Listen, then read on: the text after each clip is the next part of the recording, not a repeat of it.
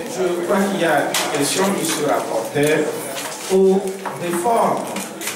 Et sur les réformes, je crois que chacun d'entre nous est suffisamment sensibilisé.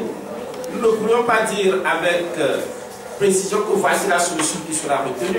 Mais est-il que les réformes dont il est question, vous savez, les réformes constitutionnelles, le régime prévu par le système politique prévu par notre constitution de 1992 a été unilatéralement modifié. Et le peuple togolais n'a jamais été convenablement consulté sur cette question. Et donc, il faudrait d'abord que les réformes portent sur le système politique que nous voudrions, le régime politique que nous voudrions adopter.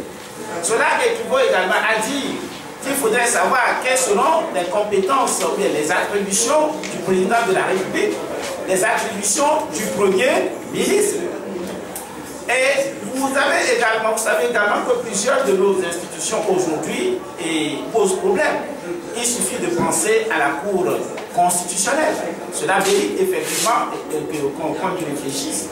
Et vous l'avez vu, la limitation des mandats constitue une préoccupation de tous les Togolais aujourd'hui. Et même ceux qui ne sont pas politiquement marqués ont eu à relever ces éléments. Et le mot de désignation, le mot de scrutin donc, du président de la République.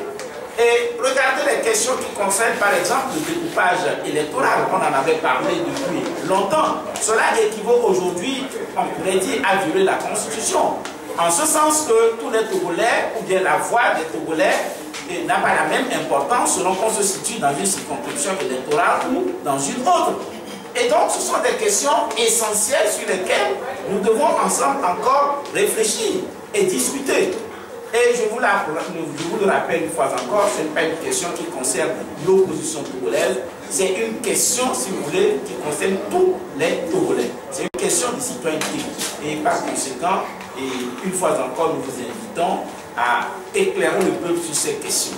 Parce qu'il y a un élément important que nous oublions également. De la valeur des institutions ou bien du bon fonctionnement des institutions dépend aussi la bonne gestion du pays. Et si notre pays est aujourd'hui mal géré, c'est justement parce que ces institutions ne fonctionnent pas convenablement. Les mécanismes sont mis en place de sorte qu'aujourd'hui on peut dire que tous les pouvoirs au Togo sont entre les mains d'une infime minorité, si ce n'est entre les mains d'une seule personne. On ne peut pas continuer dans ces conditions.